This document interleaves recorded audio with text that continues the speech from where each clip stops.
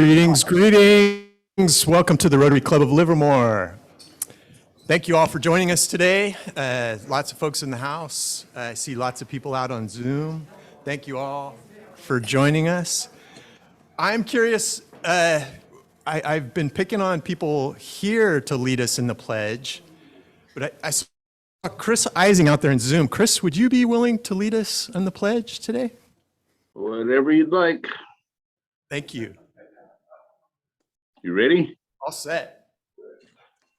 I pledge allegiance to the flag of the United States of America and to the republic for which it stands, one nation under God, indivisible, with liberty and justice for all. All right, thank you. That worked. All right. Songsters, what do you have for us today? Say something here about school. I guess, let me see a show of hands of how many of you have fallen in love with a teacher before. Okay. 1, 2, 3, 4. I'm married to one for 45 years. She hasn't figured it out yet. Okay. So I brought a guitar that needs help. You're gonna help? No. I'm gonna set the rhythm. No, please do.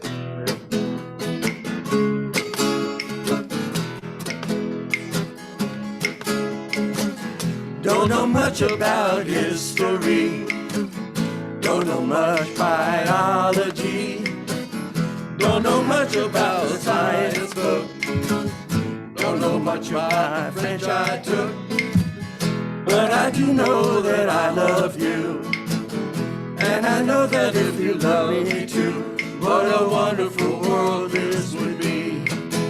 Now I don't claim to be an A student, but I'm trying to be. Or maybe by being an A student, baby, I could win your love for me. Don't know much about history, don't know much biology, don't know much about science book, don't know much about the French I took, but I do know that I love you, and I know that if you love me too, what a wonderful world this would be.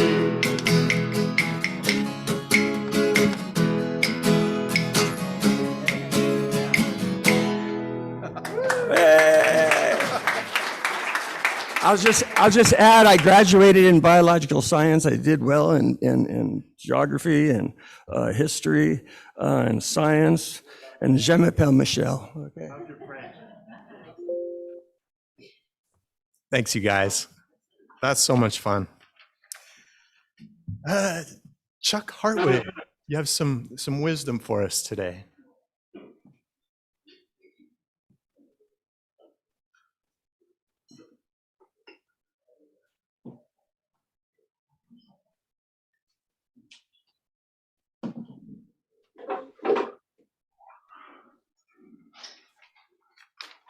Well, thank you, President Ken. I really like you said wisdom, because I doubt it's wisdom, because it's just my thought. So as many of you know, I grew up in the great city of Sheridan, Wyoming. And when I left it, it was the third largest city in the state of Wyoming with 10,651 people. Now that was a lot of folks. Well, winter was a lot of fun in Sheridan, because you could sled down Linden Hill. You could go ice skating on the ponds that the city would fill up with water, and you could really have a lot of fun ice skating. But winter can also be very tough. And I know here at the Livermore Rotary Club, we've been very helpful with folks this past year. One of the things that I remember was Beth Wilson gathering all those socks and taking them to Glide Memorial, where her son delivered them. And then we had Donna, who Jackie and Peter Polson introduced for us. And she was working with the homeless, and our Rotary Club gratefully gave $1,000 to help out that homeless. So I'm very thankful to be a Rotarian. We do many good things around the world, and I'm particularly thankful to be a member of this Livermore Rotary Club. Thank you.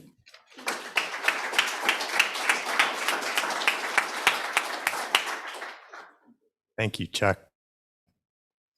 Does that sound weird if to say, yeah, we are a good club, right? We're biased that way, right? And I think that's okay. So just a reminder, I missed it earlier, house rules. Again, Alameda County Health Guidance, when you're done eating, please put your mask back on. Folks out in Zoom, when you are not speaking, please mute yourselves. And when you are speaking, please unmute yourselves. So Frontline, couldn't do it without these folks. Our Zoom host today, Pat Coyle, thank you, Pat. Our Spur reporter, Susan Mail, holding down those duties. Thank you, Susan. Dennis O'Brien helping out on AV today. Thank you, Dennis. Zoom chat monitor, David Rounds. Thank you, thank you. And our Spur publisher today, Kathy Coyle, filling in for someone in the islands. Oh, mental note, mental note. Thank you all for your service to our club. So visiting Rotarians, I saw one out there on Zoom land, and she's going to be presenting for us, Philomena.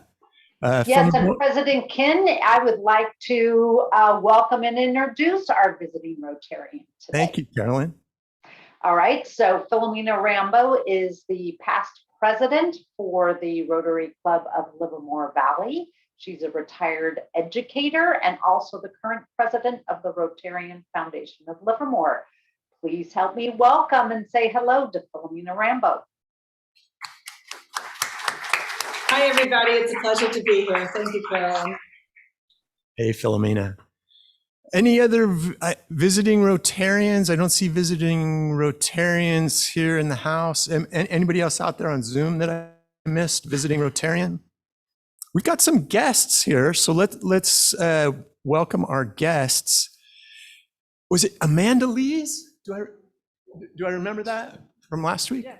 Listen, Well, introduce yourself again, please. Hello, I'm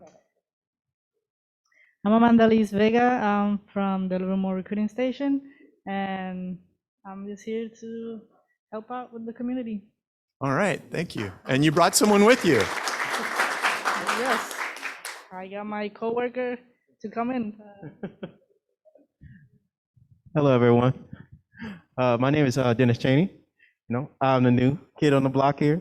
I'm glad that, things open up. We can take part in this lovely community. It's things I love to enjoy, especially put smiles on people's face, especially with things like this. So I look forward to whatever events coming up, and I could be a part of it and changing someone's life. All right. Welcome. So Dennis, I got to warn you, we record these things. So we just heard that. So welcome.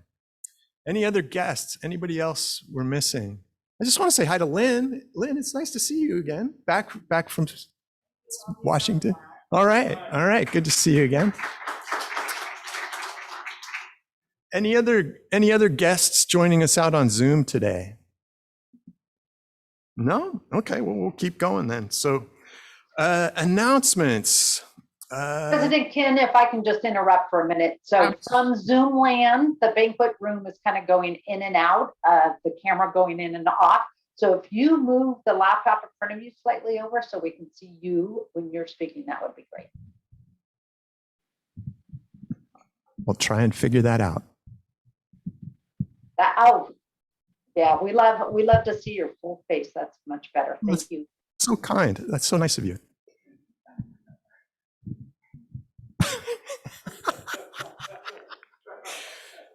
Mic configuration challenges here. So hopefully that works. Thank you, Carolyn. Announcements, crab feed update. Sheila, what's going on with the crab feed? All righty, everyone. Well, we're having a crab feed March 18th. And this, as we all very well know, is a major fundraiser for us, right? So to put this on, we need many things. Number one is volunteers. So our group had put out, I think Glenn put out a nice little neat sign up sheet that you can go online and sign up. If that's something you don't like, pardon? Good girl, good girl. So if you don't like, going on the computer, then contact one of us. Okay, some people don't like fooling with a computer. That's fine. Contact one of us, because if we don't have enough volunteers, we can't put on this show, this event. So that's vital. Number two, as you know, our raffle makes us money. And then also you guys have a couple cocktails, that helps us too, right? But the raffle makes us money. So what we need from you, and maybe you have a place where you get your tires rotated, or you get your nails done, or you have a favorite place that you eat. You don't have to give us a whole basket, but if you have things that we can give to Diana that she can help build a basket with, or if you just want to donate cash and she can go out and shop. But it's super important. This is an amazing opportunity, because how much money have we been able to raise these last couple of years? Not a whole bunch. So I was at a meeting last night and they talked a little bit about things starting to ease up on this COVID restrictions. I know there is some people that are afraid, and that's their choice. But we're going to take all the precautions necessary that are stated out there that we have to follow to put on that crab feed, to make it safe for everybody. So please put that on your calendar. And also, if you've got a little something you can give us to help us, also a big thing, it doesn't matter, but we really need your help, because the only way, again, that we can be successful with this event is you, all of you. Thank you. All right. Thank you, Sheila. Again, it's March 18th at the Shrine Center. I think the doors open at 5:30. 6, excuse me, open at 6, cocktails at 6, I think dinner's at 7, and there's dancing later. So, yes. Thank you, President Ken. Thank you. Yep, so we need all hands on deck for that crab feed, right? That's a team event. So by all means, sign up. At this point, I would like to tee up Carol and Philomena, and we've got Carol in the house and Philomena in Zoom. So I see Carol's got the mic. Carol, go. Yes, I have the mic, and I'm here to give you an update on the literacy project. You may remember that 2 years ago, we got feedback that the dictionaries weren't as useful as they had been in the beginning. Of course, kids now have telephones and they have computers. And so we did a lot of surveying, and we came up with the idea of the literacy project, which means that we will be giving a hardcover book to each third grader, and actually each fourth grader, because they didn't get anything last year. So this will start this spring, and I wanted to make sure I got my notes here. Susan Mayall is on the committee, and also Carol Howell from this group. So you'll know that they are continuing with us. And I'd like to send it over to Philomena. She's going to give the main part of the program, and then I'll finish it up. Philomena is head of the Rotarian Foundation of Livermore, as well as all those other titles she got. Thank you. I know we have a short time to present, so I'm just going to run you through a quick little presentation that shows, let's see here, slideshow. Okay, can you all see this presentation? We can. Yes, thumbs up. Okay, love it. We all talk in thumbs up these days in Zoom. Anyway, thanks for welcoming us to your club. We've already had the opportunity to present to the Morning Club and obviously to the Rotarian Foundation, which is made up of both of our clubs. And this is an update on where we are with the literacy project, which interestingly, the kids have suddenly, or the librarians have started to call the literature project, which we kind of like. They named it the gift of reading. So we talked about the shift from dictionaries to reading, and I just wanted to let you know that one of the key members of our committee was Nathan Brumley, the Livermore Youth Services librarian, who really pointed out to us that by third grade, kids who are reading have a chance for academic success. And conversely, if kids are struggling readers in third grade, they really have a hard time making it maybe even as far as a high school diploma. So that's why third grade has been the target over the years for dictionaries and now for novels. So we did have a community team. It was last year we had Rotarians come together to evaluate this, and we included some principals and then Nathan Brumley. This year we brought in third grade teachers, fourth grade teachers. These are the key people. We also had Rotarians, of course, and then our 2 library specialists from Rancho and Sunset representing the librarians, as well as the district administrative staff. They're all super excited about this. Carol, I think you started about that. If you want to chime in again, they were just doing backflips practically. They're so excited about this. This thing you see at the bottom of the slide, the gift of reading, this is the header on the form that the kids will use to choose their books. And these are the third grade titles. I can't really see all of you, but I have read all of them. And I gotta say, it is so much fun to sit down and read a whole book and then get up, and it's like the same day and just a couple hours later. But they're all super wonderful books, and they were again selected by the teachers and the librarians with keeping in mind that kids have different interests as they read books, and also they have different levels of reading. But if the book is good enough, the kids will rise to that occasion in terms of improving their reading. Like, as you probably know from reading children's literature, they're great books in the sense that they have characters that have translatable experiences. And there always seems to be an underlying message about the importance of being kind and being human and helping people. And so they all accomplish that. The World According to Humphrey, I won't go into the books, but if you want to know more about them, let me know, or you can get them in our local library.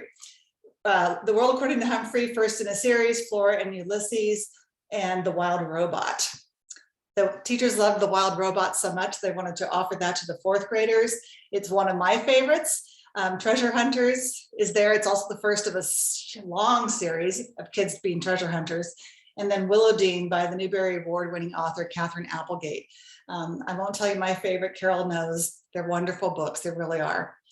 The process of getting these books to the kids, the librarians are going to be introducing the books to them this month.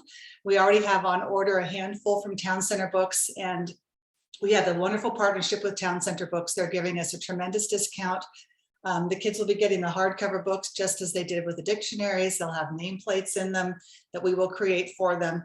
And the discount at Town Center Books is, right now it's at 30%. It's cheaper than what we could get on Amazon. So I'm really excited by that, and also to support a local bookstore. So the librarians are going to introduce the books to the kids during library time. They'll tell them about the stories. They'll read some passages from them, and then the kids will be able to pick their own book. And as far as the timeline goes, this will carry on through the rest of the academic year, with the books being ordered after the kids have selected them in March. And we'll use March to get them ready, to organize them once they come in and make our nameplates. And then we get to deliver the books to the schools starting the second week of April. The kids are off for spring break the first week, so we'll go in the second and third week. We'll have sign-up sheets available, and even if COVID is an issue, we'll be able to present the books to the kids outside the libraries. Right now, they're limiting volunteers, but we anticipate that we will be welcome in the schools in the spring. I will be sending out to you all, I'll send to Ken to forward the Civic Corps application. The school district requests that we complete this application a couple weeks before we go. It doesn't involve fingerprinting, but it just allows us to spend more time at the schools. And the reason that that's important is that we learned that every fourth and fifth grade student does book clubs. And the book clubs this year are going to use, in the fourth grade, are going to use these 3 novels that the kids will be able to keep. The third graders are going to learn how to do book clubs this year with their 3 novels. And from now on, the teachers are making that part of their curriculum. And if the conditions are such and your interest is such, you can be part of one of these book clubs and help the kids with their discussion of books as they translate this to their lives. We'll conclude with a follow-up and evaluate the project and decide whether this is something we want to continue, and the foundation will make a decision about that. And as you know, both Rotary Club's boards have voted to support it this year, so we'll see if they want to continue that in the future. And that's it. I will stop sharing. And Carol can entertain questions in the room, if those of you want to stick around, and I'm happy to entertain questions in Zoom land. I have a question, Philomena. Going back to the dictionary project, in addition to the Rotary clubs, there were a number of religious organizations, churches and synagogues and so on and so forth, who also participated. Will they continue to distribute dictionaries, or is the Rotary the only one dropping out? I can answer that. Is my mic on? Yes. We only had one religious group that was involved, and that was the Hindu temple. And we have encouraged them to join us in this endeavor, but they are having difficulties financially, and they are not going to be able to work with us this year. This will be pretty much an all Rotarian project. But I'd like to point out that the schools are the most enthusiastic people about this. They are just, if you saw the long list, those are people who all volunteered to come to these meetings. And they come again and again because they're very excited about the project. So Carol, in the past, there had been churches and synagogues involved. You're saying that they... No, there have not. Well, So the answer, Hank, right now is no. well, the answer for now is, but when did they drop out? Do you know? Maybe we'll take this discussion offline. We can get into the history of the funding. I'm going to be here afterwards. I can answer some questions. So I see, Mike Thompson, you had a question about this also? This year is different, but going forward, it would seem to me that the book should be near the beginning of the school year.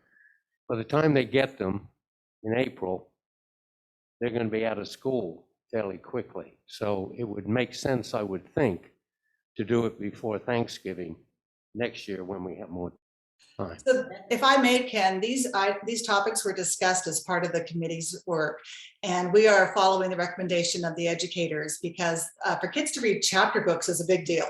So they felt that the students would be at this level by this time of the year. So they have all of May, part of June, part of April, and that's plenty of time for them to do their book clubs and then take these books home.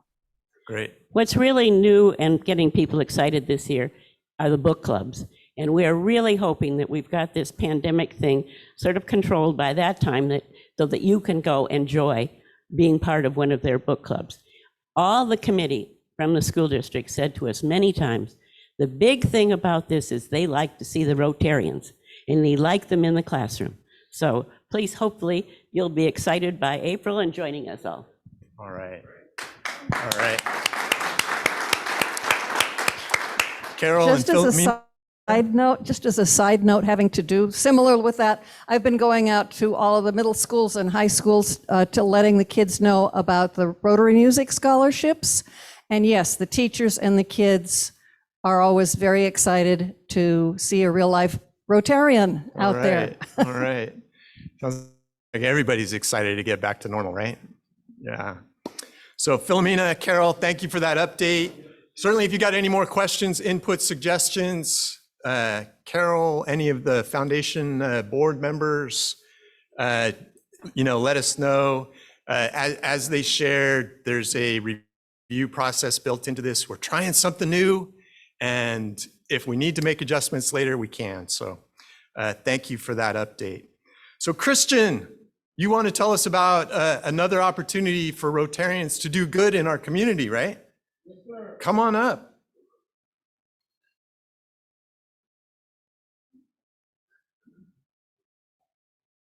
Thank you, Mr. President.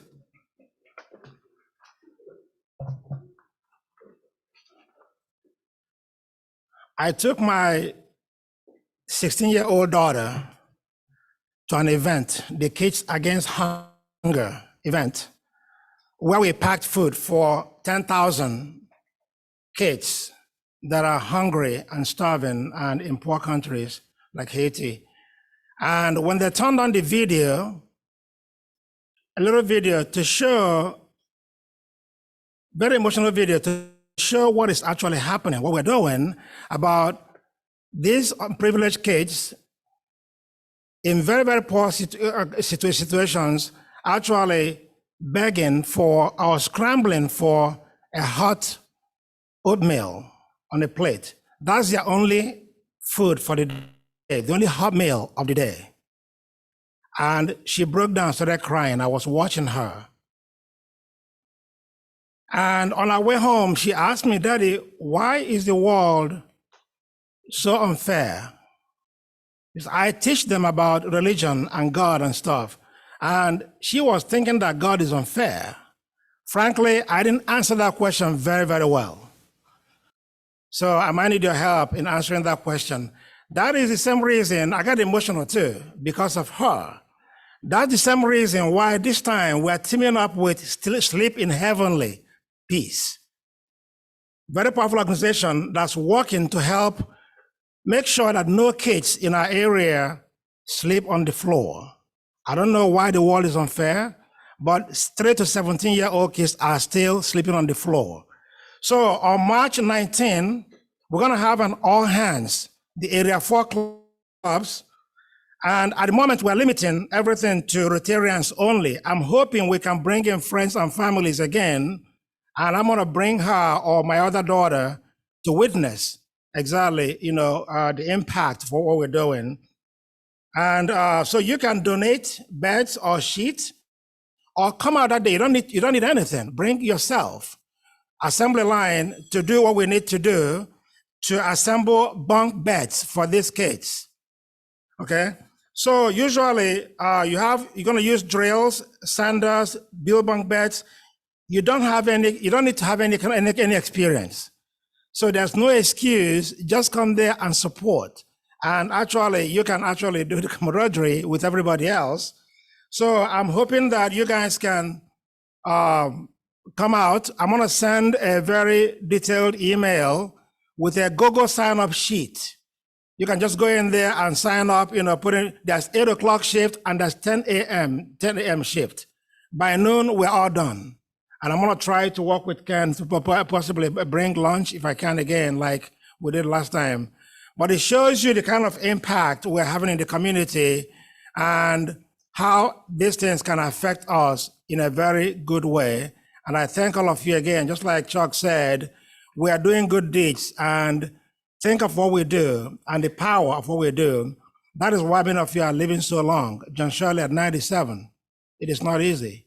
So again, I thank you. And again, watch out for my email, please. Very detailed email that's going to spell out everything, 8 o'clock and 10 o'clock shift, 25 people each. You have a question for me, David? It's going to be on 1660 Friesman Road, Livermore, just past the Outlet Mall here in Livermore. Yes. Yes. So once you sign up, it's going to be another amazing event. Any more questions? Yes. Just had a quick question, Christian. Are these beds that we'll be building going to local families? Yes. As a matter of fact, the next week, all the beds you build, you can come out and help go deliver these beds.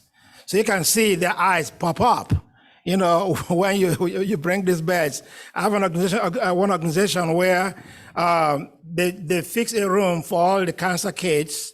They do a theme, for instance, like yellow or bunny or whatever, and they do their room in a phenomenal way that when you see the kids walk into the room and see the reaction, I guarantee you're gonna cry. You got guarantee you're gonna cry. When you see the reaction, when she walks into her room to see what she did not create. So that's the same power we're gonna have on the 19th. So thank you so much. Thank you, Christian.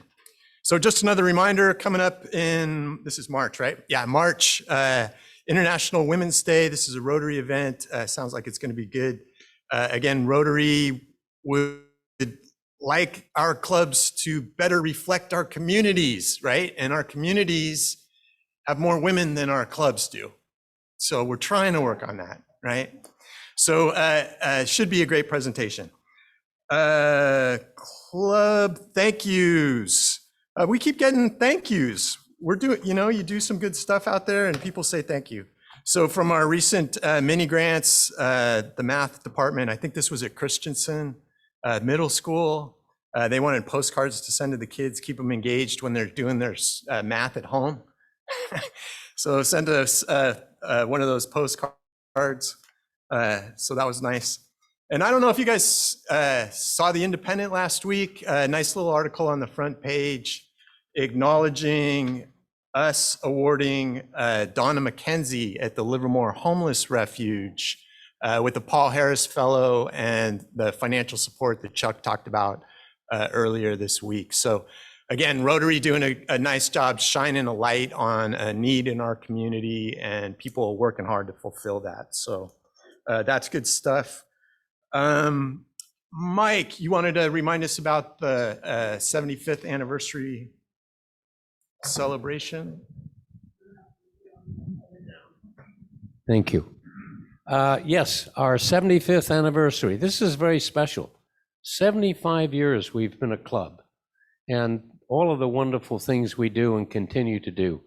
And during these last 2 years, we haven't seen as many of our members as I think all of us would agree we'd like to. This is a good opportunity to see them again with their spouses. We have several prior members are joining us, so it should be a fun night. We'll have dancing afterwards. We won't be getting any speakers. It's going to be a fun night, and I hope that you will join us. We're over 60 signed up already. We have a max of 160. So please talk to other members that you haven't seen here. Give them a call. Encourage them to sign up. Appreciate it. It's $100 each. Appetizers, 3-course meal, wine on the table. Be a great time. All right. Thank you. Thank you, Mike. You want to hand that microphone to Treasurer Glenn. Treasurer Glenn wants to remind us about something. Well, I was asked to talk very quickly, so I'm going to talk as fast as I can. Let's see. To do all this great stuff, all this great work, we have to make facilities available. We have to have a place to meet. We meet here. It costs us about $1,100 a month to meet here, which is down from what it was when we were in the bigger room. So that's an operational expense. You recall that I sent you all invoices for the end of 2021 facility fee for meeting here weekly. Now it's time for the rest of this Ken's year. So I'm going to be sending you an invoice, $3 per meeting, 25 meetings, $75 to take us through Ken's year, the end of June. I would appreciate your prompt attention to that.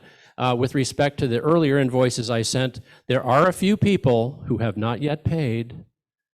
No, I'm not looking at you that way. I'm looking at your new hair. I really love it. So anyway, you'll be seeing that by the end of the week, and I would just ask you to your attention to that. And if you have any trouble paying it, please email me or contact me by phone. Thank you very much. All right. Thank you, Glenn. Yep. Every club needs a clubhouse, right? We need a clubhouse. We got to pay for the roof here. So appreciate everybody pitching in so that that's an option. So next week, one of our favorite programs of the year, Interact Basket Auction. Yay! Jackie's in the back there. She's already so excited. It's going to be a blast. So you don't want to miss that. That's next week. And at this time, Kelly Bowers, are you out there? Would you like to introduce our speaker today?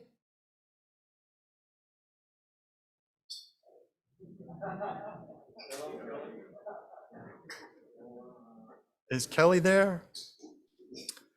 You know, Kelly's a super busy person. She's doing amazing work for our school district. I'm sure something important came up that she had to attend to. So I could probably do it. Okay, Philomena. Yeah, you know a little something about it. Just off the cuff. Yeah. And Steve, I'm sure will add to it. So today we all have the pleasure of listening to Steve Martin, who's going to present about a really exciting program that our school district launched this year after receiving a federal grant. And Steve has been let's see, when did we first meet? When we were both on East Avenue Site Council. Yes. And then he became a phenomenal teacher at Christensen Middle School, has earned his administrative credential, and is now leading this program. The Youth Build Grant is the program that funds students who are at risk or who have failed to graduate from high school, ages 16 to 24? right? Something like that. And they are learning the construction trades. So Steve has risen to this occasion, has tremendous leadership, and we're really proud in this community to be able to have him helping our students. So how's that? Go for it. Oh, off the cuff.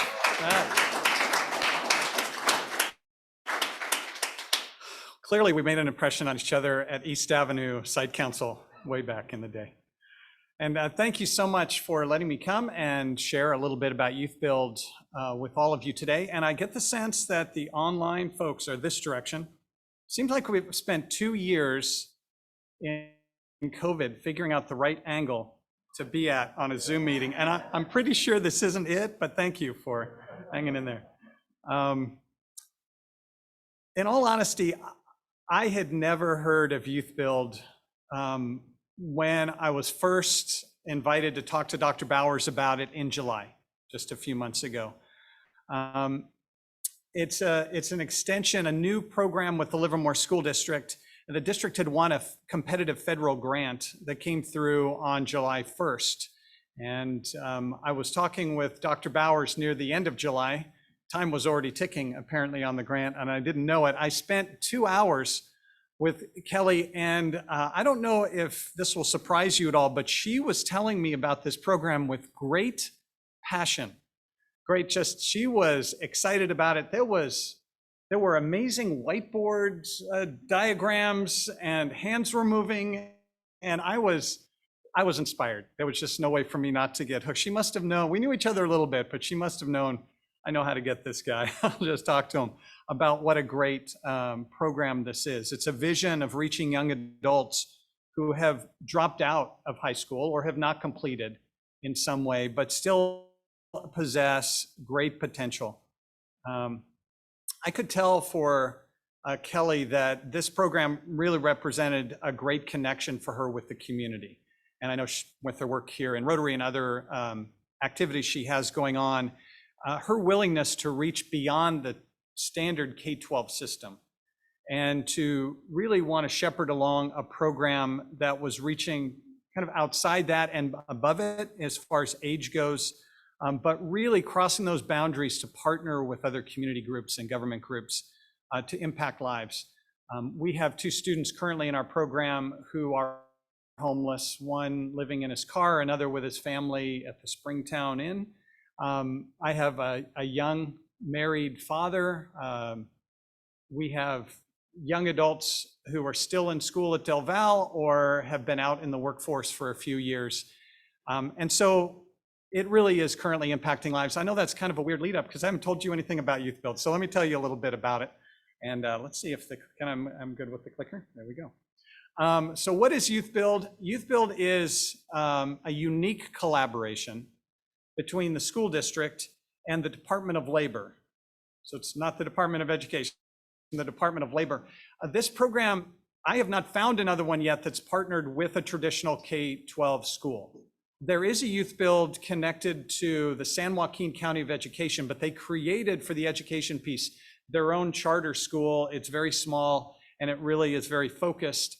In San Jose, there's a Youth Build connected with the Job Corps, but it's just a part of what they do. So it's unique, but it makes sense. And I say it's unique because we've over the last couple of months had to carve out, sometimes it feels like square peg, round hole. It's just, nothing really goes smoothly sometimes, but you just find a way through. For example, this program comes with a stipend for our students, $500 a month to be part of the program. A K-12 school system is not designed to pay students. I didn't know if you knew that or not. We pay employees, we don't pay students. So how do you get money to students and have your auditors be happy about it? It's not easy. And then you find out they're about to hire all of your students to become employees. It's just, each step has been part of the learning curve, and it's been really unique and special. But what it does is it simultaneously tries to address educational deficiencies that a young adult has not finished their diploma, and do job readiness for a career, particularly in the building trades. So Youth Build is unique, I think, because of this, this piece that to move into the building trades, just every apprenticeship requires a high school diploma or GED. Not everyone does, but a majority do. And every pre-apprenticeship program that I've seen in the Bay Area also requires that you already have your high school diploma or GED. This is a little snippet just from the Carpenter's Apprenticeship brochure that's right here in Pleasanton. And as you can see, pretty standard, 18 plus, high school diploma, and a driver's license is recommending. It doesn't seem like a high bar unless you have not finished your high school diploma, in which case it's going to be hard to cross over. We have one student who is in his early 20s, has been working in the trades actually for the last 3 years as a helper to electricians. He's hired, so you can imagine, pretty much as a day laborer on that level. He cannot move up in the system because he cannot train officially to be an electrician without his high school diploma. He's so motivated, he's almost, after 2 months, completed his GED. He's been moving through the modules quickly, very motivated to take advantage of this opportunity. And I'll figure out where I'm pointing this at. I'm not sure where I'm, probably over here. So go ahead to the next slide and we'll see if it likes me a little later. What's unique pieces about Youth Build, it is connected with the Department of Labor and it has very specific eligibility targets on it. We're working with young adults between 16 and 24. The majority of them need to have not completed high school. That is, as you can imagine already, one of the key targets for this program. And they also, in addition to that, need to be in a disadvantaged category. We have a student who's coming over from the Valley, takes ACE train over, still technically at 18 in the foster care system. And again, his story, the story that we're learning, he's moved from houses since he was 10, moved to different foster care homes. This is a chance for him, I think, to be able to establish himself with a career trade. Now, we do have 25% of our students can be referred by a local high school. And so we are working with Del Val. We have one student from Livermore High School. These are usually students who are at risk to not graduate. We want to help them motivate through their senior year. And we really just target seniors because we are, in essence, a jobs program. We end and find them a job. We don't push them necessarily back into school. So we're trying to help them get that career. So we have a portion of students finishing up their senior year. Here's a picture of some of our current students, not all of them, but some of them. The school district, when it won the grant, it is a $1.5 million grant spread over 3 years. Although I'll demonstrate to you that sounded better to me when I first heard it than in actuality. I really only have 2 years for the programming, but it's spread over 3. They do require that we have 25% local match of either finances or in-kind donations. And Rotary is one of our many community partners who have offered in-kind support. So I want to pause and say thank you to all of you for that. As we move forward, here's a list of, this was part of what inspired me. I saw a list like this going in, this and having different community partners writing letters, donating what they could do just on the grant writing to the grant writing committee. The variety of resources that were being drawn on from the community. I was listening to Dr. Bowers back in July thinking, how could I not want to be part of this kind of community effort to reach these young adults who are at risk of being stuck in a cycle, right? Already in a disadvantaged category with not as many hopes of moving up in a career. And so it is inspiring to see the number of partners that we have. Now, as I mentioned, it's a 3-year grant, but the cycle we had to put together really is built on 2 years. So the first year, or the first session that we're in, we have a target of 84 students. The grant is designed to reach 84. So they're broken into 3 groups, 3 sessions of 28. And with their 6-month sessions, because I had to get 3 in the 2-year period, it's just one of those times where I have to work with the school system schedule and different pieces to put together. We had a 4-month planning period. We launched our first session at the end of November, right after Thanksgiving, and it will go through trimesters 2 and 3 in the school district. It'll wrap up in early June with the school year. We're committed to tracing and tracking all of our students for 12 months following the program, particularly quarters 2 and 4, to see not only are they still in the job? Are they in the same job? Were we able to support them in a way that there's job retention? That helps us know that we're pushing out employees who employers like and they want to stay around. So we will have that first session this year. We'll take a break. Go ahead and click the next one if you will. We'll have a small break in the summer. Our second session starts with the next school year in August. It'll go trimesters 1 and 2 of next school year, followed by, they'll all be followed up with as well. And then if you click it again for me, we'll have session 3 right on the heels of that one, starting in trimester 3 next year and going into the summer. And we'll try to wrap up, even with a small break in the summer, wrap up in September. And that will give us, as you can tell from the placement there, the grant, again, we have to backwards plan because the last student in programming needs a full 12-month of tracking. So we have to wrap up at the latest by October of next year, but we should finish up in September. I'm excited about this program. I'm hoping we apply to roll the grant again another 2 years after that. Now we do also, part of the grant has Construction Plus, and I'll talk about that a little bit more because you may have some creative ideas about how we can build on it the next time around. Right now, our Construction Plus is designed in the field of welding, and we're partnering with Las Positas College. They'll be starting to offer classes with credentials starting in August, and students can decide instead of the building trades, although it seems to me welding feels like part of the building trades, but they can also just specifically target welding and move into that field as well.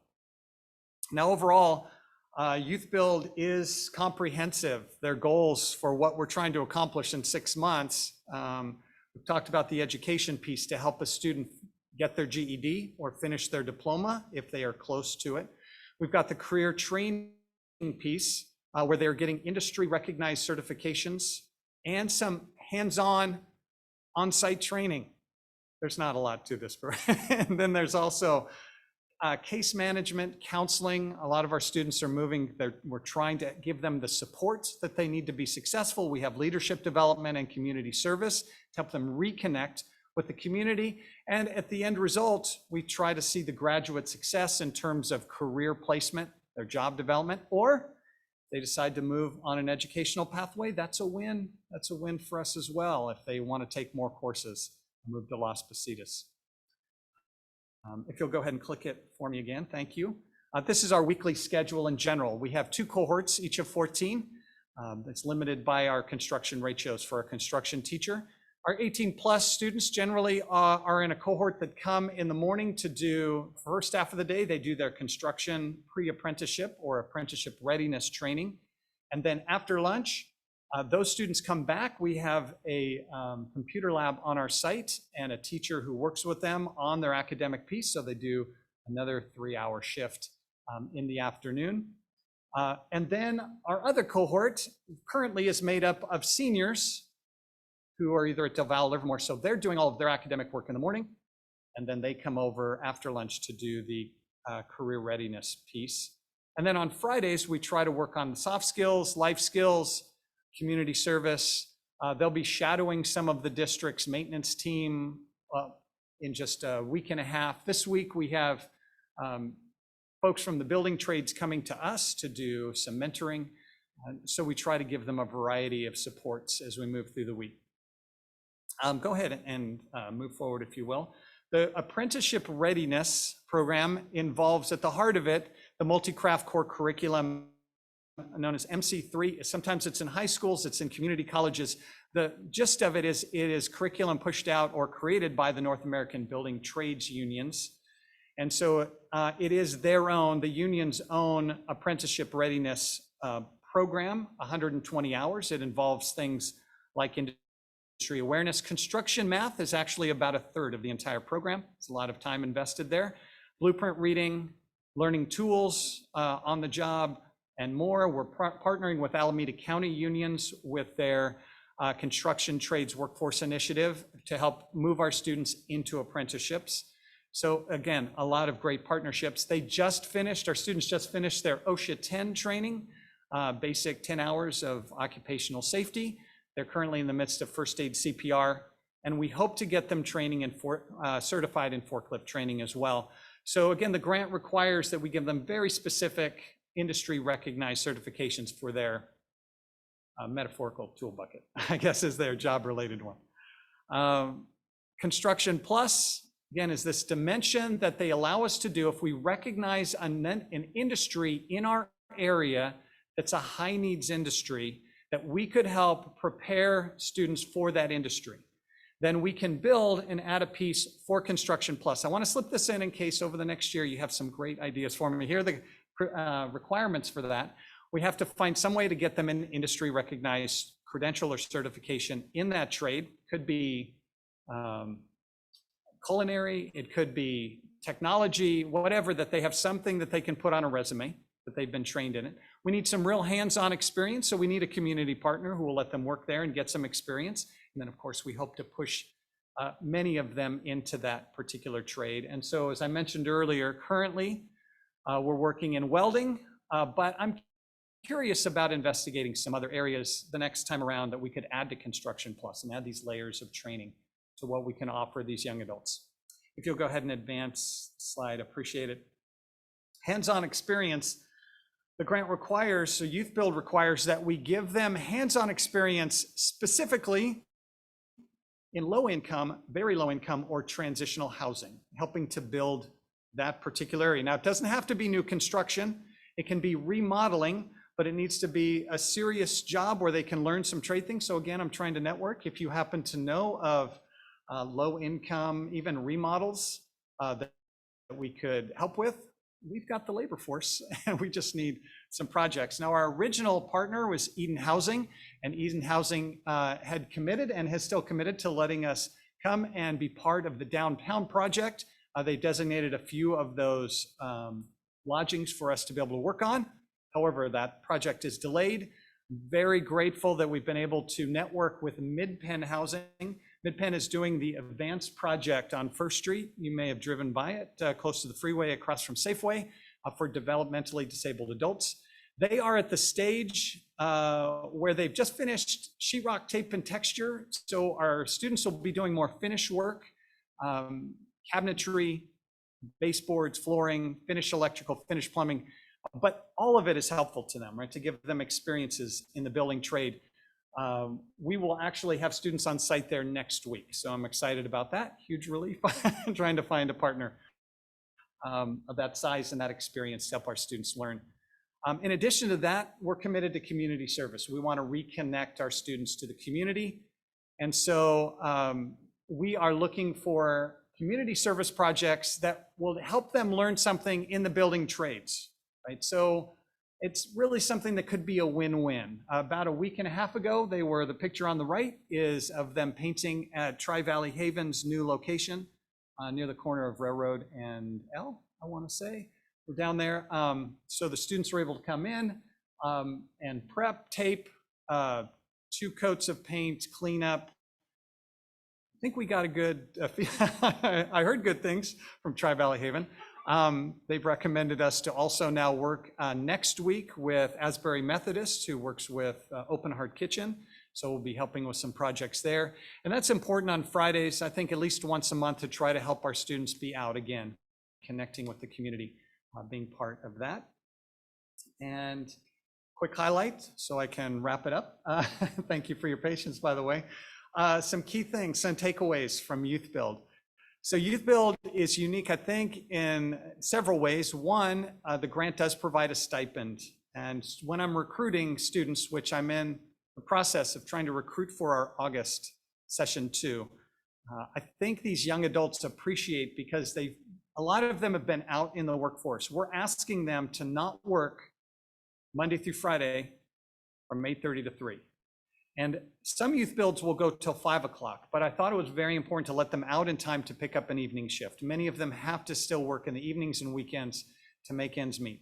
So to be able to give them a $500 stipend is a start.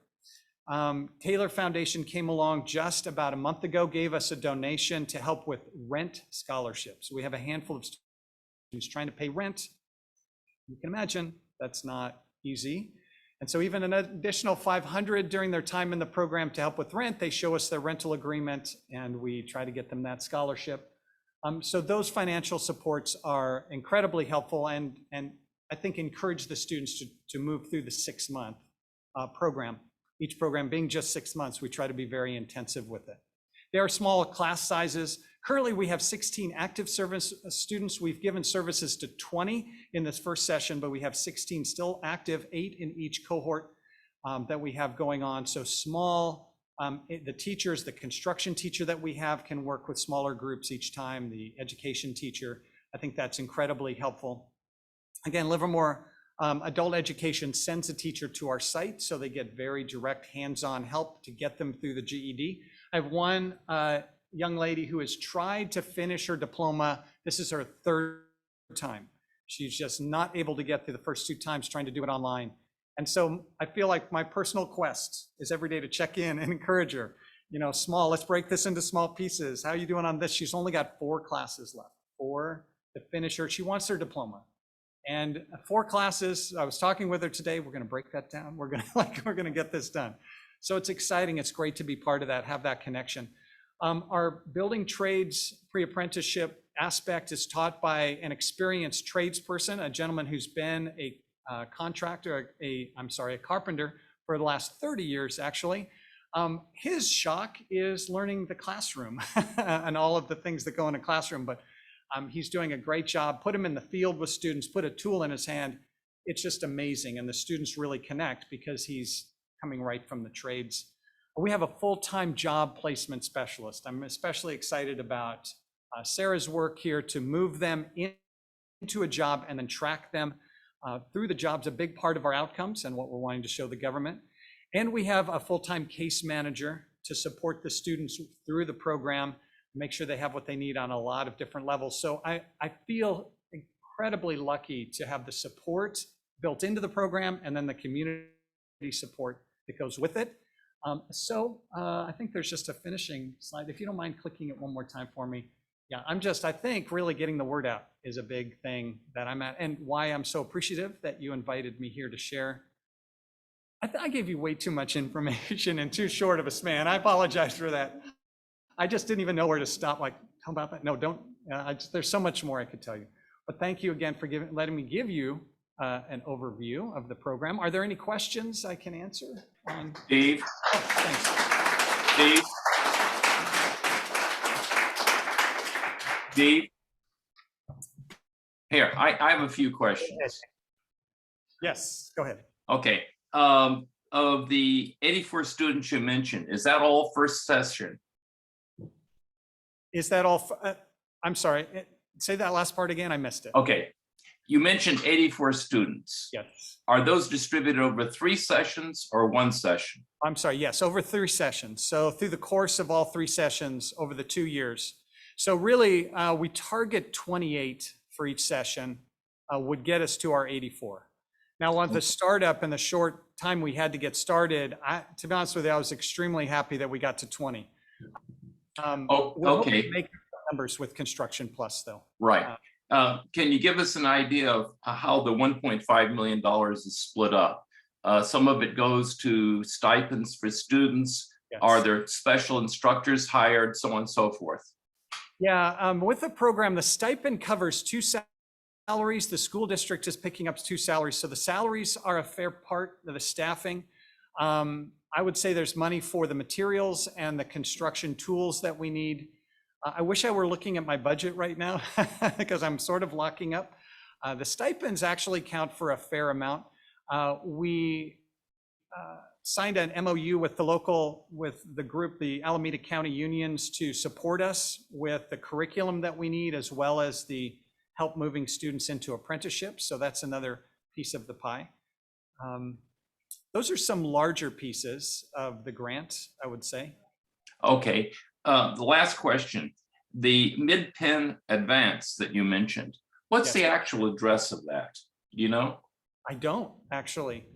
You said it was right within sight of Safeway, but I'm trying to figure out where that is. Yeah, if you come to that intersection by Safeway and Lowe's, Right. It's literally across the it's street. literally across the, it was a, Straight across the street.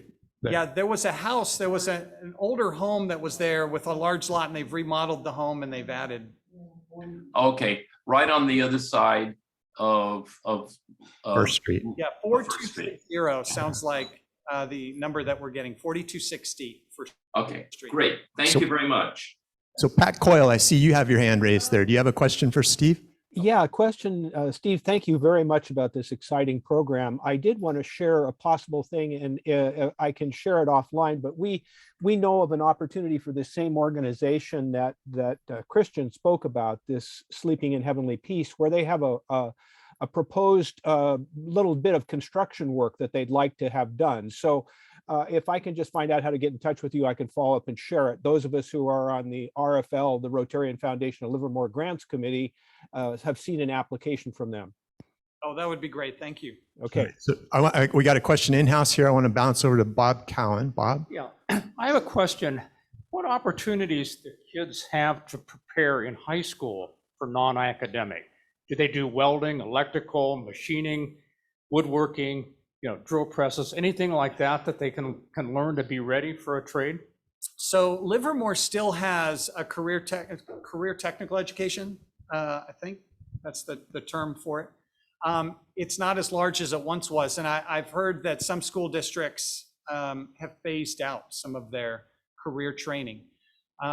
This is something that I know when we first presented it to the board, I think parents were excited with the idea that there could be this way to really help. And I know the grant, Youth Build, is very specific on who they want to target. I have that small window I can pull in current students.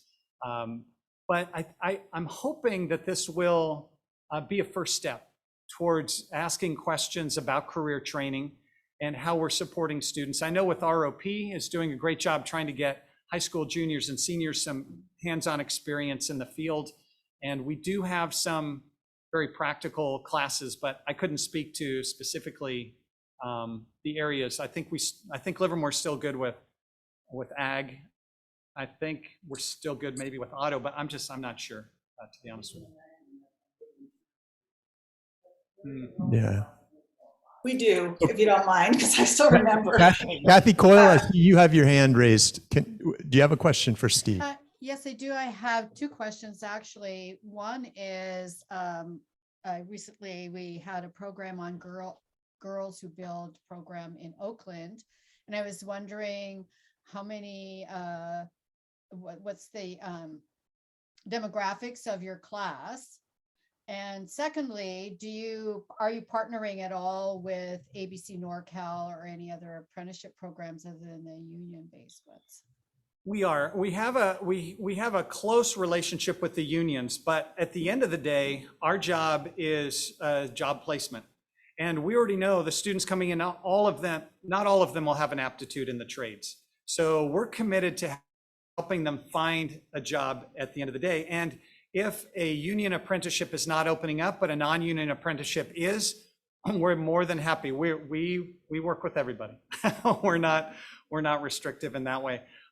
Part of our disadvantaged category is students who've maybe been a juvenile offender to some level. That's another challenge to move them to connect with a K-12 system.